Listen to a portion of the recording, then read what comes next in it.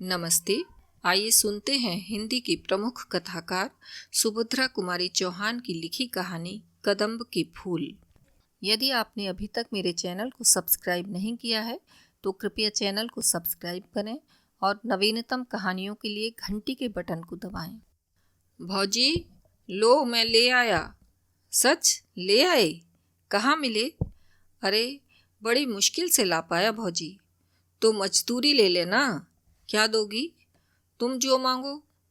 पर मेरी मांगी हुई चीज मुझे दे भी सकोगी? क्यों न दे सकूंगी?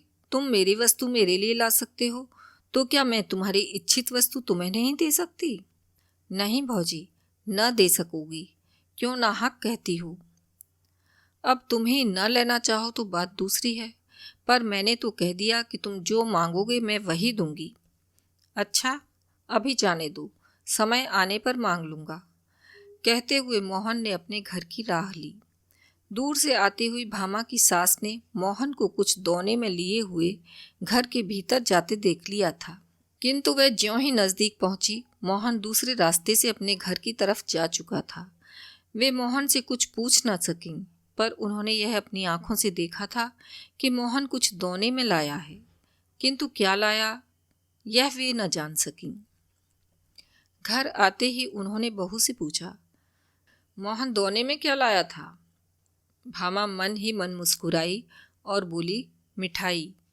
बुढ़िया क्रोध से तिलमिला उठी, बोली, इतना खाती है, दिन भर बकरी की तरह मुंह चला ही करता है, फिर भी पेट नहीं भरता। बाजार से भी मिठाई मंगा मंगा के खाती है। अभी मैं न देखती तो क्या तू कभी बतलाती? भामा मुस्कुराते हुए, तो बतलाती क्यों? कुछ बतलाने के लिए थोड़े ही मंगवाई थी। क्यों? क्या मैं घर में कोई चीज ही नहीं हूँ? तेरे लिए तो मिठाई के लिए पैसे हैं। मैं 4 पैसे दान दक्षिणा के लिए भी मांगू तो सदा मुंह से ना ही निकलती है। तेरा आदमी है तो मेरा भी बेटा है, क्या उसकी कमाई में मेरा कोई हक ही नहीं? मुझे तो 2 बार सूखी रोटी छोड़कर कुछ भी नसीब न हो और तू मिठाई मंगा मंगा के खाए। कर ले जितना तेरा जी चाहे, भगवान तो ऊपर से देख रहा है, वह तो सजा देगा ही। मुस्कुराते हुए, क्यों कोस रही हूँ माँ जी? मिठाई एक दिन खा ही ली तो क्या हो गया? अभी रखी है, तुम भी ले लेना। चल रहने दे, अब इन मीठे पुचकारों से किसी और को बहकाना। मैं तेरे हाल सब जानती हूँ। तू समझती होगी कि तू जो कुछ करती है वह कोई नहीं जानता। मैं तेरी नस नस पहचानती हूँ। दुनिया में बहुत सी औरतें देखी हैं, पर सब तेरे तल्ले तल्ले। मुस्कुराते हुए, सब मेरे तल्ले तल्ले ना रहेंगी तो करेंगी क्या? मेरी बराबरी कर लेना मामूली बात नहीं है। मैं ऐसी वैसी थोड़े हूँ। चल चल, बहुत बड़प्पन ना बघार, नहीं तो सब बड़प्पन निकाल दूंगी। भामा अब कुछ चिढ़ गई थी, बोली, बड़प्पन कैसे निकालोगी माँ जी? क्या मारोगी? माँ जी को और भी क्रोध आ गया। बोली, मारूंगी भी तो मुझे कौन रोक लेगा? मैं गंगा को मार सकती हूँ, तो क्या तुझे मारने से कोई मेरा हाथ पकड़ लेगा? मारो, देखूं कैसे मारती हो। मुझे वह बहू न समझ लेना जो सास की मार चुपचाप सह लेती है। तो क्या तू भी मुझे मारेगी? बाप रे बाप, इसने तो घड़ी भर में मेरा पानी उतार दिया। मुझे मारने को कहती है। आने दे गंगा को। मैं कहती हूँ कि भाई तेरी स्त्री की मार सहकर अब मैं घर में ना रह सकूंगी। मुझे अलग झोंपड़ा डाल दे, मैं वहीं पड़ी रहूंगी। जिस घर में बहू सास को मारने के लिए खड़ी हो जाए वहां रहने का धर्म नहीं। यह कहते कहते माँ जी जोर जोर से रोने लगी। भामा ने देखा कि बात बहुत बिगड़ गई, अतः वह बोली, तुम्हें मारने को तो नहीं कहा माँ जी, क्यों झूठ मूठ कहती हो? हाँ, मैं मार तो चुपचाप किसी की ना सहूंगी, अपने माँ बाप की भी नहीं सही, तो किसी और की क्या सहूंगी? चुपचाप ना सहेगी तो मुझे भी मारेगी ना? वही बात तो हुई। यह मखमल में लपेट लपेट कर कहती है, तो क्या मेरी समझ में नहीं आता? माँ जी के जोर जोर से रोने के कारण आसपास की कई स्त्रियां इकट्ठी हो गईं। कई भामा की तरफ सहानुभूति रखने वाली थीं और कई माँ जी की तरफ। पर इस समय माँ जी को फूट फूट कर रोते देखकर सब ने भामा को ही भला बुरा कहा। सब माँ जी को घेर कर बैठ गईं। भामा अपराधिनी की तरह घर के भीतर चली गई। भामा ने सुना माँ जी आसपास बैठी हुई स्त्रियों से कह रही थीं, आप तो दोना भर भर कर मिठाई मंगा मंगा कर खाती है, और मैंने कभी अपने लिए पैसे दहली की चीज़ के लिए भी कहा तो फौरन ही टका सा जवाब दे देती है। कहती है पैसा ही नहीं है।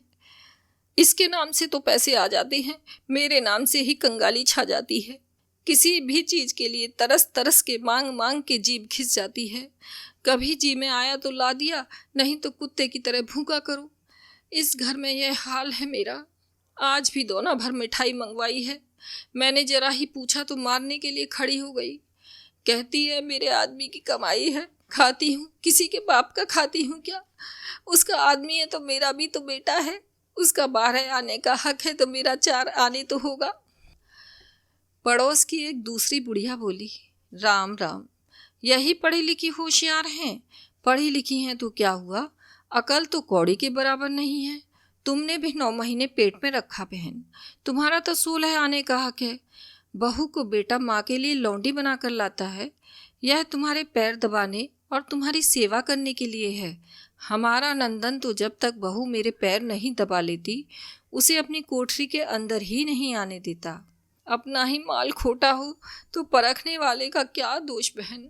बेटा ही सपूत होता तो बहू आज मुझे मारने दौड़ती। गंगा प्रसाद गांव की प्राइमरी पाठशाला के दूसरे मास्टर की जगह लिए उम्मीदवार थे। 17.5 रुपये माहवार की जगह के लिए बेचारे दिन भर दौड़ धूप करते। इससे मिल उससे मिल, ना जाने किसकी किसकी खुशामद करनी पड़ती थी। फिर भी नौकरी पाने की उन्हें बहुत कम उम्मीद थी। इधर वे कई मास से बेकार बैठे थे। भामा के पास कुछ जेवर थे जो हर माह गिरवी रखे जाते थे और किसी प्रकार काट कसर कर घर का खर्च चलता था। भामा पैसों को दांतों तले दबाकर खर्च करती।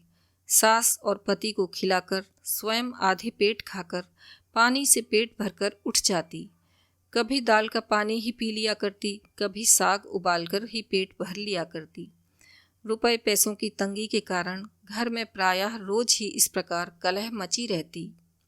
जब गंगा प्रसाद जी दिन भर दौड़ धूप के बाद थके हारे घर लौटे तब शाम हो रही थी। आंगन में उनकी माँ उदास सी बैठी थी। बेटे को देखा तो नीची आंख कर ली, कुछ बोली नहीं। गंगा प्रसाद अपनी माँ का बड़ा आदर करते थे, उनका बड़ा ख्याल रखते थे। जिस बात से उन्हें जरा भी कष्ट होता वह बात वे कभी न करते थे। माँ को उदास देखकर वे माँ के पास जाकर बैठ गए। प्यार से माँ के गले में बाहें डाल दीं और पूछा, क्यों माँ, आज उदास क्यों हो? क्या कुछ तबीयत खराब है? नहीं, अच्छी है। कुछ तो हुआ है माँ, तू उदास है। अब माँ जी से ना रहा गया, फूट फूट के रोने लगी। बोली, कुछ नहीं, मैं आदमी औरत में लड़ाई नहीं लगवाना चाहती। बस इतना ही कहती हूँ बेटा कि अब मैं इस घर में न रह सकूँगी। मेरे लिए अलग झोपड़ा बनवा दे, वहीं पर पड़ी रहूँगी। जी में आवे तो खर्च भी देना, नहीं तो मांग के खा लूँगी। क्यों माँ, क्या कुछ झगड़ा हुआ है? सच सच कहना।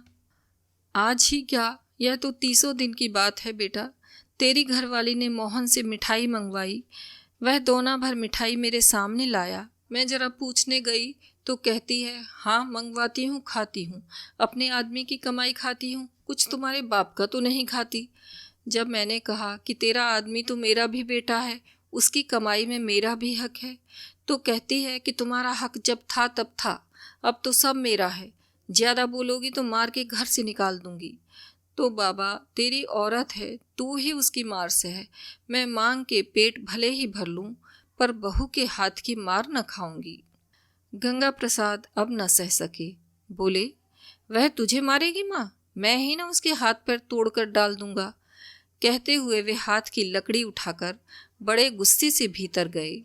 भामा को डांट कर पूछा, क्या मंगाया था तुमने मोहन से? गंगा प्रसाद के इस प्रश्न के उत्तर में, कदम्ब के फूल थे भैया, कहते हुए मोहन ने जब घर में प्रवेश किया तब तक भामा ने दोना उठाकर गंगा प्रसाद के सामने रख दिया था। दोने में 8-10 पीले पीले गोल गोल बेसन के लड्डुओं की तरह कदम्ब के फूलों को देखकर गंगा प्रसाद को हंसी आ गई। मोहन ने दोने में से एक फूल उठाकर कहा, कितना सुंदर है यह फूल भौजी। अभी आप सुन रहे थे सुभद्रा कुमारी चौहान की लिखी हुई कहानी कदम्ब के फूल। कृपया वीडियो को लाइक करें और शेयर करना न भूलें।